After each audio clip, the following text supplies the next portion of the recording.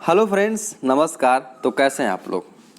दोस्तों, जैसा कि हमने एक वीडियो अपलोड किया था जिसमें कहा था कि आप लोग थर्ड सेमेस्टर के साथ साथ, क्योंकि थर्ड सेमेस्टर का भी कोई मैटर नहीं आया है विशेष स्पेशल करके कि क्या थर्ड सेमेस्टर को प्रमोट किया जाएगा या नहीं किया जाएगा, लेकिन उम्मीद यही लगाया जा रहा है कि थर्ड सेमेस्टर प्रमोट हो जाए आपका।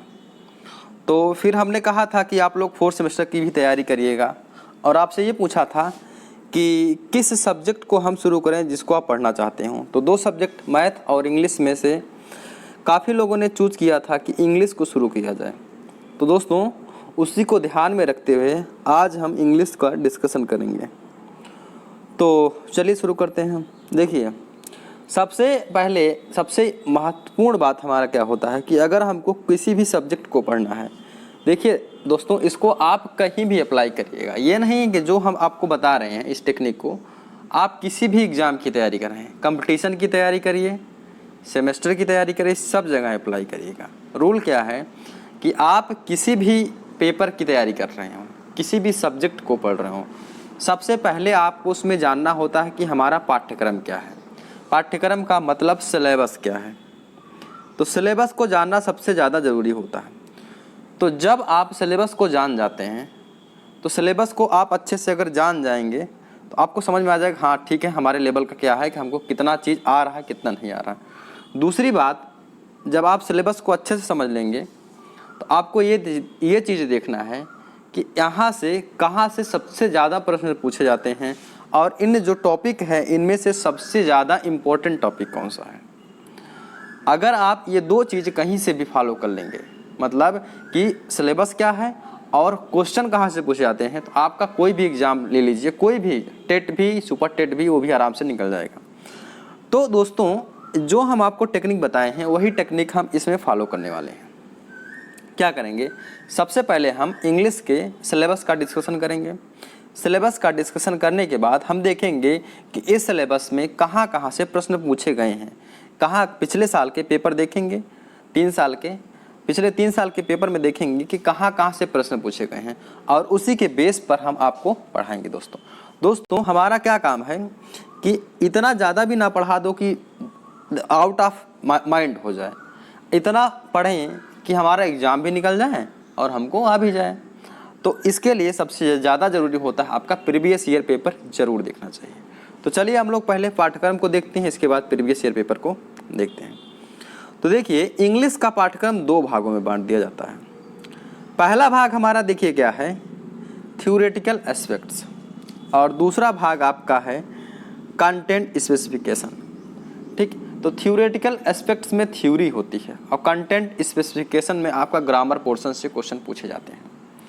थ्योरेटिकल एस्पेक्ट्स में देखिए यहाँ पर आपको लिखा होगा कि different approaches and methods of teaching English, मतलब किसी बच्चे को अगर आप शिक्षक हो जाएंगे तो इंग्लिश को कैसे पढ़ाएंगे, पढ़ाने के तरीकों को बताया गया है। यहाँ पर तरीके कुछ दिया गया है, आप इन तरीकों को फॉलो करेंगे। पहला देखिए, ग्रामर ट्रांसलेशन मेथड, उसको क्या करेंगे, ग्रामर सिखाएं और ग्रामर से ट्रांसलेट करके उसको इंग्लिश पढ़ाएंगे। ठीक, इसको हम डिटेल पढ़ेंगे जब हम इस टॉपिक को पढ़ेंगे। दूसरा, डायरेक्ट मेथड। डायरेक्ट मेथड का मतलब होता है सीधा सीधा उसको इंग्लिश पढ़ाना सिखा देंगे। तीसरा हमारा देखिए लिखा है स्ट्रक्चरल अप्रोच कम सिचुएशनल टेक्निक, आप इस मेथड को फॉलो करेंगे। चौथा मेथड आपका है कम्युनिकेटिव अप्रोच। कम्युनिकेटिव मतलब जानते हैं ना, बातचीत करके आप उसको समझाएंगे। और तीसरा, आप लोग बहुत ज़्यादा देखते होंगे कि बहुत लोगों को कहते हैं कि भैया हमको इंग्लिश नहीं आता है और इंग्लिश से हमको सीखना है। तो आप लोग बहुत लोगों से एडवाइस लिए होंगे और उसमें से कहा जाता है कि ये काम करिए, आप लोग जो लोग बोलते हैं उनसे, जो लोग बोलते हैं, कुछ लोग बोलते हैं ना इंग्लिश, उनसे बातें करिए, टीवी सुनिए, टीवी देखिए, न्यूज़ सुनिए, वो भी किस में, इंग्लिश में। इंग्लिश में मूवी देखिए, इंग्लिश का जो इंग्लिश लैंग्वेज में मूवी देखिए। ठीक, तो ये सभी काम करिए जिससे आपकी इंग्लिश अच्छी हो जाएगी। तो ये आपका जो शुरुआती का 5 टॉपिक थे, ये आपका क्या है, इंग्लिश को कैसे आप टीच करोगे, बच्चों को कैसे इंग्लिश को पढ़ाओगे। तो ये आपके लिए ये 5 टॉपिक थ्योरी हो गया और यहाँ से प्रश्न पूछे जाते हैं हर बार, ये छोड़िएगा नहीं। अभी देखिए, दिखाते हैं आपको क्वेश्चन। तो ये आप पूरा पढ़ लीजिए। एक बार दोबारा हम डिस्कशन करते हैं, क्योंकि अभी इसको हम एक बार पूरा एकदम समझ लीजिए, इसको आप याद करते चलिए। पहला हमारा है ट्रांसलेशन मेथड, दूसरा डायरेक्ट मेथड, तीसरा स्ट्रक्चरल अप्रोच कम सिचुएशनल मेथड टेक्निक, और चौथा हमारा है कम्युनिकेटिव अप्रोच, और पांचवा है listening with comprehension, public announcement, TV news etc.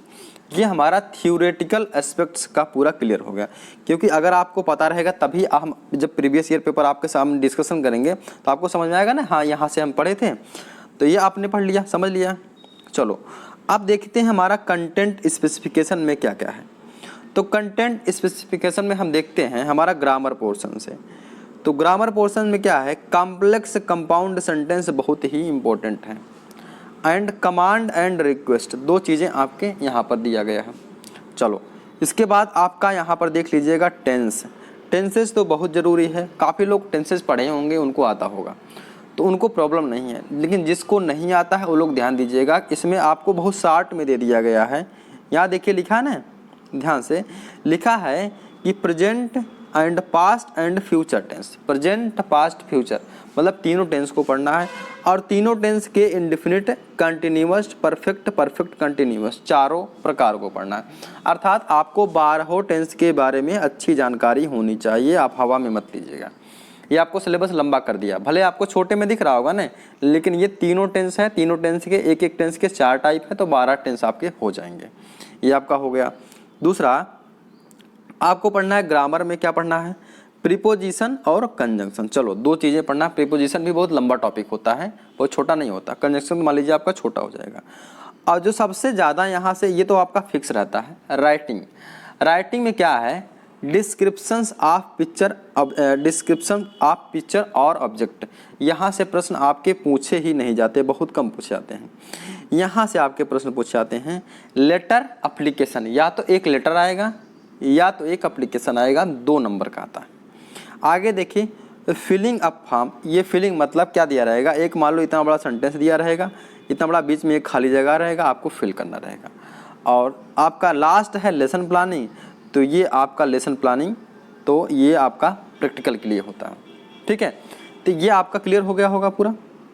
चलिए अब हम देखते हैं कि हमारा बीटीसी चतुर्थ सेमेस्टर 2017 में जो पेपर हुआ था, उसमें देखते हैं कि कौन कौन से प्रश्न पूछे गए थे। उसी के बेस पर हम लोग जो है अगला जो क्लास आएगा उसको हम लोग पढ़ेंगे। तो ये आपका अंग्रेजी जो होता है 7वां प्रश्न पत्र होता है, और 8वें सेमेस्टर में टोटल 8 प्रश्न पत्र होते हैं, ध्यान दीजिएगा। 8वां प्रश्न पत्र आपका शांति शिक्षा होता है, ध्यान दीजिएगा। 8वां प्रश्न आपका शांति शिक्षा, और 7वां आपका हो जाएगा अंग्रेजी है। देखिए प्रश्न आप लोग जानते हैं ना कितने मार्क्स का होता है, 25 नंबर का होगा, 1 घंटा का समय दिया रहेगा, ये सब सभी लोगों को पता है। देखिए पहला प्रश्न हम देखते हैं ऑब्जेक्टिव टाइप क्वेश्चन में। पहला प्रश्न लिखा है the substitutional method table method was adopted by, ठीक है। अब जब आप वहाँ से जितने टीचिंग के मेथड से उसको आप जब पढ़ेंगे तो वहाँ से इस प्रश्न को बना ले जाएंगे। अभी हम आंसर कुछ नहीं बताएंगे, बस आप इतना समझते रहिए क्या क्या आपका है। देखिए यहाँ दिया है लैंग्वेज लर्निंग स्टार्ट्स फ्रॉम। आप लोगों ने पढ़ा होगा कि भाषा कौशल सीखने के नियम होते हैं, 3 नियम, सु वो पहली, वहाँ से जानते हैं ना क्या पहले सीखते हैं, तो वहाँ से पूछा गया है। देखिए आगे तीसरा है phonetics is the science of. ये आपको जो आप फोनेटिक्स मतलब बोलते हैं, भाषा की सबसे छोटी इकाई पूछा गया क्या होता है, आप लोगों में बहुत लोग जानते होंगे, ठीक है। तो इसका रीडिंग हो जाएगा दोस्तों, ठीक है। आगे देखिए, यहाँ देखिए क्या है, fourth objective of success. Success का ऑब्जेक्टिव क्या होगा।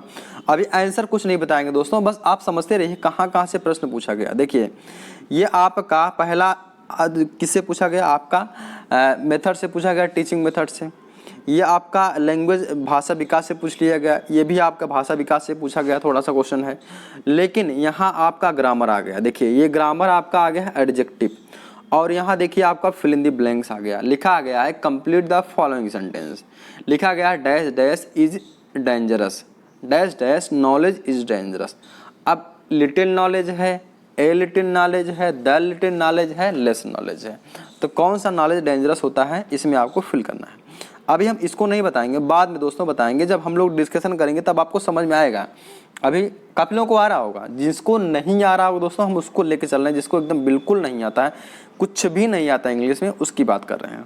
देखिए यहाँ देखिए आपका 6 नंबर क्वेश्चन है, इसके बाद वेरी शॉर्ट आंसर क्वेश्चन आ जाता है, ये 1 नंबर का क्वेश्चन होता है। लिखा है change the following sentence into past perfect continuous tense. ये देखो एक आपका सेंटेंस दिया गया है, लिखा गया है he is a reading Ramayana, तो वह रामायण पढ़ रहा है, मतलब ये आपका प्रेजेंट कंटिन्यूअस टेंस है, और प्रेजेंट कंटिन्यूअस टेंस को पास्ट कंटिन्यूअस टेंस में चेंज करना है। चेंज करने के तरीक़ों को हम लोग पढ़ेंगे, लेकिन अभी हम लोग देख रहे हैं कि हमारा टेंस से भी प्रश्न पूछा गया है। तो आपका ऊपर से देखिए, आप सिलेबस अगर समझे होंगे अच्छे से तो आपको समझ में आ रहा होगा कहाँ कहाँ से प्रश्न पूछे जा रहे हैं। नेक्स्ट देखिए लिखा गया है change the following into compound sentence. ये भैया कॉम्प्लेक्स कंपाउंड वाला आपने पढ़ा था, अभी देखो ये कंपाउंड वाला आ गया, ठीक है। आगे नेक्स्ट देखो 8 नंबर क्वेश्चन लिखा है change the following into complex sentence. एक कॉम्प्लेक्स एक कंपाउंड दोनों पूछ लिया गया, मतलब कॉम्प्लेक्स कंपाउंड इंपॉर्टेंट हो गया। आगे लिखा है complete the following sentences using correct preposition. 9th number वाला क्वेश्चन, इसमें प्रीपोजिशन भरना है, तो प्रीपोजिशन हमने पढ़ा है सिलेबस में, सिलेबस से बाहर कुछ जा ही नहीं रहा, सब सिलेबस से आ रहा है। चलो नेक्स्ट देखिए लिखा है complete the following sentence. It has been raining morning, ये आपका प्रश्न बन जाएगा टेंस से। आप अगर टेंस पढ़े होंगे तो ये आपका प्रेजेंट परफेक्ट कंटिन्यूअस टेंस हो जाएगा, ठीक है। अब यहाँ सिंस फार 2 चीज़ें लगेंगी, या तो सिंस लगेगा या तो फार लगेगा, लेकिन क्या लगेगा हम उसको वीडियो में डिस्कशन करेंगे दोस्तों। अभी हम बता सकते हैं क्या लगेगा, लेकिन अभी नहीं बताएंगे, क्योंकि काफ़ी लोगों को भूल गया होगा, अभी उनको वो डर जाएंगे। आपको डरना नहीं है, सब कुछ आ जाएगा। देखिए कि जब आप सिलेबस इसको जब आप पढ़ेंगे ना एक एक करके, तो आप जब पेपर देखेंगे तो आपको सब एक एक क्वेश्चन क्लियर हो जाएगा। अभी पहले आप लोग देख लीजिए क्या क्या आता है। यहाँ देखिए लिखा है as soon as I reached the teacher dash dash entered the class change into negative sentence। अब नेगेटिव सेंटेंस में भी आ गया, इसको नेगेटिव चेंज करना है। चलो नेक्स्ट देखते हैं। अब आपका शॉर्ट आंसर टाइप क्वेश्चन आ गया, क्या आ गया? Short answer type question. तो शॉर्ट आंसर टाइप क्वेश्चन में देखिए क्वेश्चन नंबर 12 लिखा गया है fill in the blanks with correct conjunction. तो हम 2 चीज़ हमको पढ़ना है, प्रीपोजिशन कंजंक्शन। तो या तो प्रीपोजिशन क्वेश्चन पूछेगा या तो कंजंक्शन से क्वेश्चन पूछेगा। तो यहाँ देखो कंजंक्शन से 2 प्रश्न पूछ लिए गए, एक प्रश्न ये एक प्रश्न ये। अभी हम लोग अपना देख रहे हैं कहाँ कहाँ से प्रश्न पूछे जाते हैं। अब देखो लेकिन भैया एक चीज़ आपका नया आ गया, ये देखिए लिखा गया है one who speaks on behalf of others, मतलब एक जो दूसरे पर बोलता है, और which can not be corrected, जिसको सुधारा नहीं जा सकता है। इसका क्या करना है भैया, इसको 1 वर्ड में लिखना है। क्या करना है, इसको 1 वर्ड में लिखना है आपको। तो ये नया चीज़ पूछ लिया गया, 1 वर्ड का भी इसका मतलब समझ लीजिए आपको पढ़ना पड़ेगा, तो उसको हम बताएंगे, आप टेंशन मत लीजिए, ठीक है। इसके बाद देखिए 14th नंबर का आपको प्रश्न लिखा होगा। यहाँ पर आपका क्या है कि write an application to the principal of your college for changing the subject, मतलब विषय को बदलवाने के लिए आप जो है प्रिंसिपल को एक लेटर एक एप्लीकेशन लिखो दोस्तों, और do not write your name and address, उसमें आप अपना नाम और पता मत लिखिएगा, ध्यान दीजिएगा। इसके बाद आपको यहाँ पर देखिए लिखा गया है write a composition of pollution about 30 words, pollution के बारे में 30 वर्ड में आपको लिखना है, ठीक। अब की बार दोस्तों आ गया था आपका कोविड-19 कोरोना वायरस पर, पिछली बार जो पेपर हुआ था 2018 बैच का। आगे देखिए change the following into indirect speech, indirect speech में बदलना है। देखिए ये आउट ऑफ सिलेबस दे रहा है, ये सिलेबस में ही नहीं है, आपके सिलेबस में दिया आप लोगों ने देखा सिलेबस में नहीं है। अगर आप सिलेबस पढ़ेंगे तो भी आपका घाटा है, अगर आप प्रीवियस ईयर पेपर को लेके चलेंगे तो भी आपका घाटा है। इसका मतलब हमको दोनों को लेके चलना है, क्योंकि प्रीवियस ईयर पेपर में क्या पूछा गया, देखिए एक लेटर पूछ लिया गया, लेटर दिया था लेकिन सिलेबस इसके बारे में नहीं दिया था, तो लेकिन हमको क्या ऐसे भी पढ़ना है, डायरेक्ट इनडायरेक्ट भी हमको पढ़ना है। चलो कंप्लीट दी फॉलोइंग सेंटेंस लिखा गया if you work hard you pass, चलो ठीक है, he work hard so that he pass, चलो ये तो फिल इन द ब्लैंक्स वाला है। नेक्स्ट देखिए हमारा क्या है स्ट्रक्चरल अप्रोच, हम बताए थे आपका टीचिंग मेथड के आपको तरीके बताए थे ना, कौन कौन से होते हैं, 5 मेथड होते हैं, तो वहाँ से आपका प्रश्न पूछ लिया गया। तो इसमें हमको 2 चीज़ें नई मिल गई। नई क्या मिल गया कि हमको यहाँ मिल गया डायरेक्ट इनडायरेक्ट, दूसरा 3 चीज़ें मिली दोस्तों। दूसरा हमारा मिल गया यहाँ पर एक, अब ये क्या ऐसे होता है जिसको निबंध कहते हैं, और एक हमारा हो गया 1 वर्ड वाला। 3 चीज़ें आपको नई मिल गई, मतलब 3 आपको नई चीज़ें पढ़ना है। आगे हम देख लेते हैं अगले साल वाले पेपर में क्या आया था, क्योंकि हमको एक तीनों का कंक्लूजन निकालना है।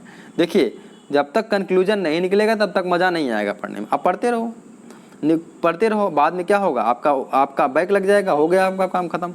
लिखा गया direct method of teaching English come as a reaction against, मतलब आपका आ गया ना फिर डायरेक्ट मेथड, आपको पढ़ाए थे डायरेक्ट मेथड, अभी आपको बताए हैं सिलेबस में डायरेक्ट मेथड क्या होता है, तो हो गया। स्ट्रक्चरल अप्रोच मेथड आपका दिया है यहाँ पर, देखिए दिया है। Next origin of direct method, भैया मेथड से आपके तरीके से कई क्वेश्चन बन गए। फिर आपको दिया गया है एडजेक्टिव, प्रश्न पूछा गया है, और what are the 2 productive skill, मतलब कि 2 प्रोडक्टिव स्किल के नाम लिखे जिससे आप कुछ कर सकते हैं। तो भैया प्रोडक्टिव स्किल कौन कौन सा हो जाएगा बताइए। या तो आप बोलेंगे, इसका देखिए इस थोड़ा सा ये आउट ऑफ सिलेबस भी आ सकता है, इसको आप अपने समझदारी से कर लीजिएगा, इसका आपसे नंबर सी सही होगा। स्पीकिंग, अरे यार आप बाहर अपनी बात को कहोगे, प्रोडक्टिव अपनी बात को कहोगे ना, स्पीकिंग हो जाएगा। राइटिंग, या तो लिख के व्यक्त करोगे, तो अपनी भावनाओं को व्यक्त करने के लिए 2 ही तरीके होते हैं, या तो आप बोल करके या तो लिख करके। चलो आगे नेक्स्ट देखो, very short answer type question में 6 नंबर क्वेश्चन लिखा गया है, पास्ट कंटिन्यूअस टेंस में चेंज करना है। लिखा गया change the following into past continuous tense. लिखा गया है Mohan has reading for 2 hours, तो भैया इसको पास्ट कंटिन्यूअस टेंस में चेंज करना है, ठीक है। तो यहाँ हो जाएगा हैड बीन, उसको हम बताएंगे बाद में, ठीक है। हैड बीन होगा और क्या लगेगा हम लोग डिस्कशन करेंगे जब पास्ट कंटिन्यूअस टेंस पढ़ेंगे। चलो आगे देखिए, आपका लिखा है change the following into passive voice. लो भाई डायरेक्ट इनडायरेक्ट पूछा गया था, पैसिव वॉइस आपसे पूछ लिया गया। तो अब हमको देखो नया नया क्या मिल रहा है कि हमको देखा गया डायरेक्ट इनडायरेक्ट से क्वेश्चन आ गया, एक ऐसे आया था, एक्टिव पैसिव को से प्रश्न पूछ लिया गया, और 1 वर्ड सब्स्टिट्यूशन, मतलब कि कई वर्ड लिख रहे हैं उसको 1 वर्ड में लिखने से प्रश्न पूछा गया है। नेक्स्ट देखिए लिखा है I prefer milk dash T, लिखा है, चलो फिल इन द ब्लैंक्स वाला है, कोई बात नहीं हम लोग देखेंगे। आगे देखिए लिखा है कंप्लीट द फॉलोइंग सेंटेंसेस, चलो कोई बात नहीं कंप्लीट करना देख लेंगे। फिर आपका कॉम्प्लेक्स सेंटेंस वाला आ गया। नेक्स्ट 10th नंबर क्वेश्चन लिखा है change the following sentence into complex sentence in spite of working hard he failed, मतलब इसको कॉम्प्लेक्स सेंटेंस में चेंज करना है, कोई बात नहीं हम कर लेंगे। चलो आगे देख लेते हैं 11th नंबर क्वेश्चन लिखा क्या है कि complete the following sentence, fill करना है, कोई बात नहीं है फिल करना हम लोग सीख जाएंगे। चलिए देखते हैं नेक्स्ट देखिए 12th नंबर क्वेश्चन। 2 नंबर में आपका प्रश्न पूछा गया है, डायरेक्ट इनडायरेक्ट से पूछा गया है कि the teacher said the students why have you not completed your homework. भैया ये डायरेक्ट इनडायरेक्ट का आपका, सॉरी दोस्तों थोड़ा सा मिस्टेक हो गया, देखिए इसमें थोड़ा सा अगर आप देखेंगे, हाँ इसमें देखेंगे कि इसमें डायरेक्ट इनडायरेक्ट का क्वेश्चन वर्ड का जो प्रॉब्लम क्वेश्चन है, जैसे जो प्रश्नवाचक वाला डायरेक्ट इनडायरेक्ट होता है वो पूछा गया आपसे, तो उसमें भी करना बहुत कठिन बात नहीं, आप कर लेंगे। फिर क्या लिखा है write 1 word for the following, लो 1 वर्ड लिखा गया that can not be conquered, a person unable to pay debts, मतलब एक आदमी जो कर्ज चुकाने में अनेबल होता है। तो इसके बारे में देखो यहाँ कुछ लिखा गया है, उसको आप लोग पढ़ लीजिएगा, समझ में आएगा, नहीं तो हम बताएंगे आपको सब कुछ चीज़ें। आगे देखिए लिखा है करेक्ट दी फॉलोइंग सेंटेंसेस, इस सेंटेंस को करेक्ट करना है। 2 सेंटेंस लिखेंगे आपके, as soon as I came it begins to rain, इसको आपको करेक्ट करना है। अभी आप समझ नहीं पाएंगे क्या करेक्ट किया जाएगा, अभी हम बताएंगे तो भी आप गलत कर, भाई अगर हम बता देंगे तो भी आपको समझ नहीं आएगा, तो क्यों बढ़ो, जब आप उस रूल को सीख जाएंगे तब हम बताएंगे तो आपको समझ में अच्छे से आ जाएगा। चलो सेकंड वाला देखो लिखा है the climate of Kashmir is healthier then Delhi, कोई बात नहीं है। 15th नंबर क्वेश्चन देखिए लिखा है कि write an application to the principal of your college requesting him to grant you fee concession. भैया फीस माफ़ करवाने का आपको क्या लिखना है, एक एप्लीकेशन लिखना है प्रिंसिपल को। यहाँ देखिए लिखा जाता है सीधा सीधा, do not write your name and address. कभी भी आप कॉपी में अपना नाम और एड्रेस मत लिखिएगा, ध्यान दीजिएगा। नेक्स्ट देखिए 16th नंबर क्वेश्चन क्या है, write a composition of your aim of life. अपने जीवन का उद्देश्य लिखो। कितने? 30 वर्ड्स में। देखो ध्यान देना, अगर आपको 30 वर्ड कहा गया था, 30 से 35 वर्ड में सब आपको समेटना है। ये नहीं कि आपको गाथा गा के आना है बहुत बड़ा सा, नहीं, गाथा गा के मत आइएगा। आगे देखिए लिखा है do not write your name and address. अपना नाम और एड्रेस मत लिखो। आगे 17th नंबर क्वेश्चन लिखा है right meaning of the following idiom and phrase. वाह वाह भाई, ये तुम भी दे दो, आ जाओ। देखो देख रहे हो क्या क्या पूछ रहा है, बस नाम सिलेबस में क्या क्या दिया और पूछ आपको सबसे सब पूछ रहा है। अब आइडियम और फ्रेज भी आ गया है। मतलब सिलेबस तो हमारे लिए बेकार साबित हो रहा है धीरे धीरे। देखिए अगर आप प्रीवियस ईयर पेपर देखें तो सिलेबस का कोई मतलब नहीं निकल रहा है, क्योंकि बहुत ज़्यादा आपसे प्रश्न पूछे जा रहे हैं। देखिए क्या लिखा आगे, transform the following sentence into negative. मतलब इसको नेगेटिव सेंटेंस में बदलना है। लिखा गया है विदाउट चेंजिंग द मीनिंग। मतलब उसका मतलब ना बदले तो हम उसको जो है नेगेटिव में कैसे बदल लें। जैसे मान लीजिए कोई सेंटेंस आपको दिया रहेगा, उसको मतलब ऐसा कहो कि नेगेटिव ना लगे लेकिन उसमें नेगेटिव सेंटेंस हो, ठीक है। देखिए लिखा है कि as soon as the bell rang the boys come out of the class. तो दोस्तों इसका हम थोड़ा सा मतलब आपको समझा दें। जैसे मान लीजिए कहा जाएगा कि वह व्यक्ति बेईमान नहीं है। जैसे मान लीजिए लिखा एक सेंटेंस आपको लिखा है वह व्यक्ति ईमानदार है, ठीक, ईमानदार है। ये सेंटेंस आपको क्या लिखा गया है, पॉजिटिव सेंटेंस। मतलब एक लिखा गया है, इसको निगेटिव बनाना होगा तो लिखा जाएगा वह व्यक्ति बेईमान नहीं है।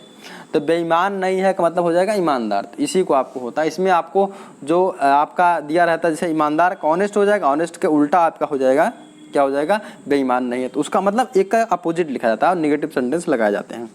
इसको हम लोग डिस्कशन करेंगे, ठीक है। चलो अब देख लेते हैं एक और हमारा 2019 का पेपर देख लेते हैं। इसमें क्या क्या आया था भाई, इसको भी क्लियर कर लो। हाँ देख लो क्या लिखा है। ऑब्जेक्टिव टाइप क्वेश्चन में देख लेते हैं। पहला लिखा है it is important for teaching English as foreign और सेकंड लैंग्वेज। अच्छा, तो ये भी आपका क्या हो जाएगा, ये आपका जो टीचिंग लैंग्वेज था वहीं से आपका ये प्रश्न बन जाएगा। आगे देखिए linguistic is a study of. अच्छा क्या स्टडी है देख लेंगे हम लोग, ठीक है। आगे देखिए लिखा है which is a respective skill. Respective skill इसमें से कौन था, रिसेप्टिव दोस्तों, रिस्पेक्ट नहीं रिसेप्टिव स्किल। आगे देखिए adverb of coward is. Coward का एडवर्ब क्या है, and antonym of boon is. Boon का एंटोनिम का है। आगे देख लेते हैं very short answer type question में। तो very short answer type question में देखिए आपका 6 नंबर क्वेश्चन देखिए यहाँ लिखा है कि change the following sentence into present perfect continuous tense. अब की बार फिर दे दिया आपका प्रेजेंट कंटिन्यूअस टेंस दे दिया है। देखो यहाँ पर लिखा है he is writing a novel for 5 years। वह पिछले 5 सालों से क्या लिख रहा है, नॉवेल लिख रहा है, 5 साल से लिख रहा है नॉवेल। तो इसको आपको प्रेजेंट परफेक्ट कंटिन्यूअस टेंस में चेंज करना है। तो ठीक है हम लोग सीखेंगे। चलो टेंस पढ़ेंगे तो अच्छे, ये सब आप लोग आराम से कर ले जाएंगे, टेंशन मत लीजिएगा, बस थोड़ा सा समय लगेगा सीखने में, उसके लिए आप आराम से सीखिएगा। देखिए 7th नंबर क्वेश्चन क्या है कि complete the following sentence using correct article. लिखा गया है dash dash virtue is it's on reward. चलो नेक्स्ट देखते हैं 8th नंबर क्वेश्चन क्या है। लिखा गया 8th number question complete the following sentence he is ill for fever from fever. ये आपका प्रीपोजिशन और कंजंक्शन में आता है, ये आपका वहीं से पढ़ लेंगे, वहाँ से आप कंप्लीट कर ले जाएंगे। यहाँ भी आपका लिखा है complete the following sentence she had dash dancing for 2 hours। ये भी आप कर लेंगे, अभी नहीं कर लेंगे, अभी जब पढ़ेंगे उसके बाद कर लेंगे। पहले आप समझिए कहाँ कहाँ से प्रश्न पूछे जा रहे हैं। ये देखिए लिखा है करेक्ट द फॉलोइंग सेंटेंस, इसको करेक्ट करना है, कोई बात नहीं है। यहाँ पर क्या करना है, इसको फिल करना है। चलो यहाँ पर देखिए आपका डायरेक्ट इनडायरेक्ट से 2 प्रश्न पूछे गए 12th नंबर क्वेश्चन में। लिखा गया है change the following into indirect speech, इसको इनडायरेक्ट स्पीच में बदलना है जो आपके सामने दिया गया है। मतलब डायरेक्ट इनडायरेक्ट से प्रश्न पूछा गया है 2 प्रश्न। Father said he is a good player, and दूसरा को प्रश्न है Rita said let us play ए मैच। 30th नंबर प्रश्न देखें, लिखा गया what do you understand by grammar translation method, आपका मेथड से प्रश्न पूछा गया। 14th नंबर आपका क्या है, write a composition on the topic importance of discipline in your life, या ठीक है, या इन लाइफ। तो अपने जीवन में डिसिप्लिन का क्या महत्व रखते हैं आप लोग, उसको लिखिए। लिखो भैया, लिख लेना।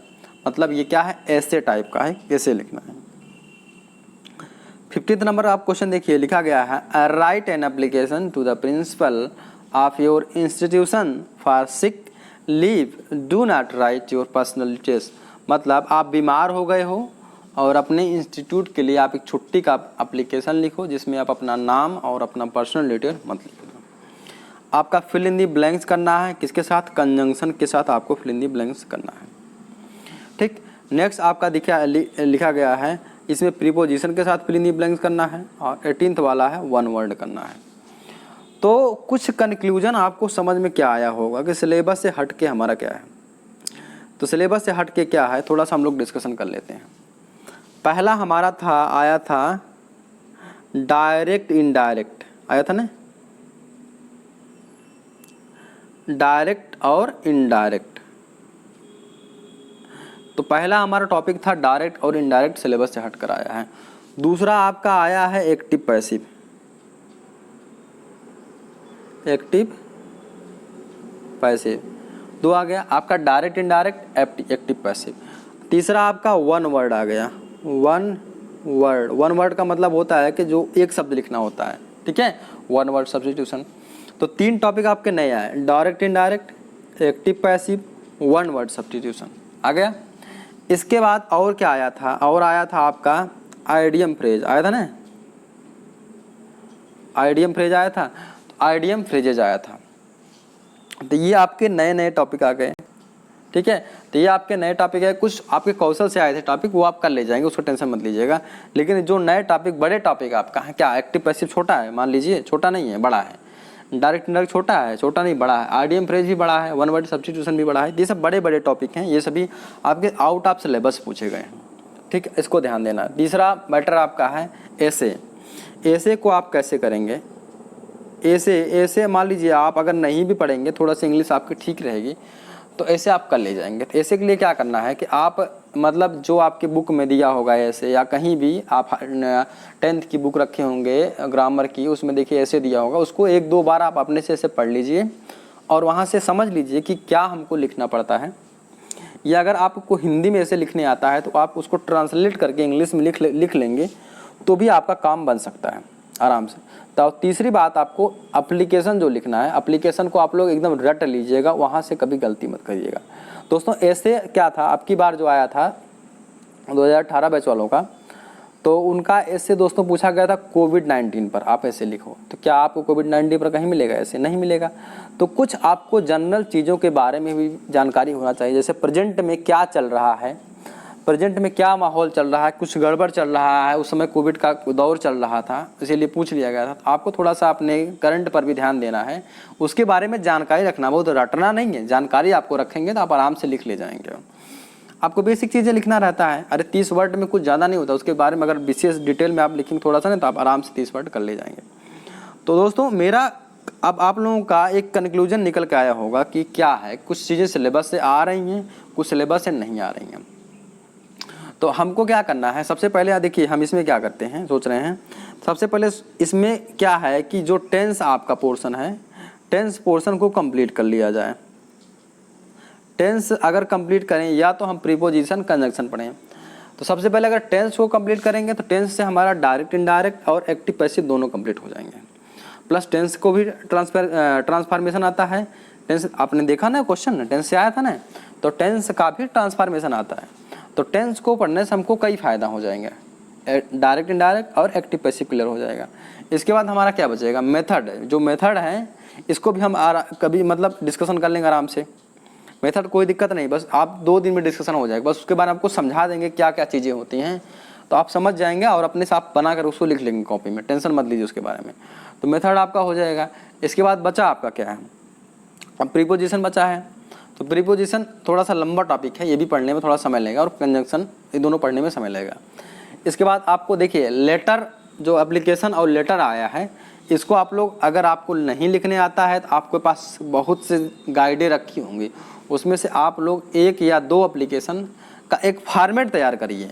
ठीक है, फॉर्मेट मतलब क्या होता है, जैसे मान लीजिए एक छुट्टी का एप्लीकेशन है तो वैसे तैयार करिए। ठीक, उसको लर्न कर लीजिए, याद कर लीजिए। छुट्टी वाला अगर आप याद कर लेंगे तो आप फीस माफ़ करने वाला, उसमें जहाँ छुट्टी आप लिखते हैं, लीव लिखते हैं, वहाँ पर उसको हटा करके वहाँ पर क्या फीस माफ़ का लिख लेंगे, वहाँ पर भाई की शादी का लिख लेंगे, बहन की शादी का लिख लेंगे, कहीं घूमने जाने उसका लिख लेंगे। तो यही सब आपसे पूछेगा। ठीक है, आपका लेटर का फॉर्मेट एक ही होता है कि लेटर कैसे लिखा जाता है, आपको किसके लिए लिखना है, छुट्टी के लिए लिखना है, बीमार हो गए उसके लिए लिखना है, कि घर में किसी की शादी है लिखना है, कि सब्जेक्ट चेंज करना है, या फीस माफ़ करना है, या कहीं घूमने के लिए जाना है, यही सब के लिए एप्लीकेशन लिखना पड़ता है। तो यह आप फॉर्मेट तैयार कर, देखिए आपकी जिम्मेदारी है, आप लोग एप्लीकेशन और लेटर दोनों को तैयार कर लीजिए।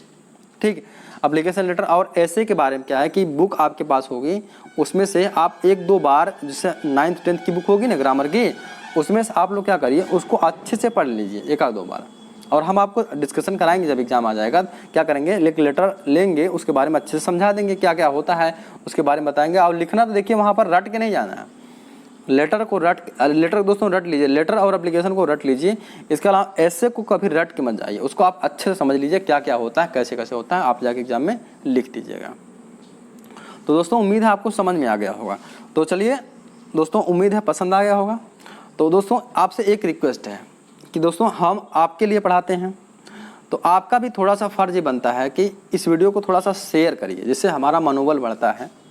अगर आप शेयर नहीं करेंगे तो हमारे पढ़ाने से क्या फ़ायदा, जैसे जिसको आवश्यकता है, अगर उसके पास तक ये वीडियो नहीं पहुंचेगा, जिसको नहीं समझ में आता है, इंग्लिश नहीं समझ में आता है, जिसकी इंग्लिश वीक है, अगर उसके पास तक नहीं पहुंचेगा तो क्या मेरा एम पूरा होगा?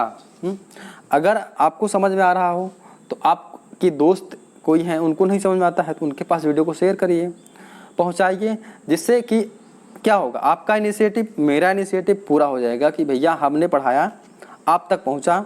हम सबको तो जानते नहीं कि किसको आता है किसको नहीं आता है, हमने पढ़ा दिया, आप जानते हैं कि हमारे दोस्त को नहीं आ रहा है। अगर आपको समझ में आ गया ये वीडियो तो उसके पास शेयर कर दीजिए, हाँ भैया लो तुम भी समझ लो, ये तुमको हो सकता समझ में आ जाए। तो शेयर करना आपकी जिम्मेदारी बनती है, तो आप लोग वीडियो को शेयर कर दीजिएगा। और दोस्तों कुछ भी जो चीज़ें टॉपिक पढ़ना होगा उसके बारे में कमेंट कर दीजिएगा, लिख दीजिएगा हाँ सर ये चीज़ें चाहिए। उसके लिए थोड़ा सा देर होगा दोस्तों, क्योंकि कोविड-19 का दौर चल रहा है, आप लोग जान रहे हैं, और स्ट्रेस फील होता है। कहीं से भी न्यूज़ सुनने को आता है कि यार इनकी तबीयत ख़राब हुई, कोविड हो गया, इनकी डेथ हो गई, तो कुछ करने का मन नहीं करता। ठीक है, लेकिन आप लोगों के लिए ये वीडियो मतलब इसने मन नहीं करता कुछ करने का काम, लेकिन दोस्तों जो भी करते हैं आप लोगों के लिए करते हैं, तो आप लोगों का फ़र्ज बनता है कि वीडियो को शेयर कर दीजिएगा। और सबसे बड़ी बात यह है कि आप लोग घर में रहिए, बाहर निकलिए मास्क लगा कर निकलिए, और बाहर से घर में आइए तो हाथ को सैनिटाइज करिए। मतलब सेफ्टी मेजर इशू है भैया, इस समय बचाव ही आपका उपाय है, निदान है, रोका। ठीक है, तो आपसे रिक्वेस्ट है आप लोग बाहर ज़्यादा से ज़्यादा जाने से एवॉइड करिए, बाहर कम से कम जाइए। तो दोस्तों उम्मीद है कि आपको ये चीज़ें समझ में आई होगी। मिलते हैं नेक्स्ट वीडियो में क्लास को लेकर के, तो तब तक के लिए अपनी पढ़ाई को जारी रखिए, अपना ध्यान रखिए, अपने परिवार वालों का ध्यान रखिए, अपने माता पिता का ध्यान रखिए। मिलते हैं नेक्स्ट वीडियो में, तब तक के लिए जय हिंद, वंदे मातरम।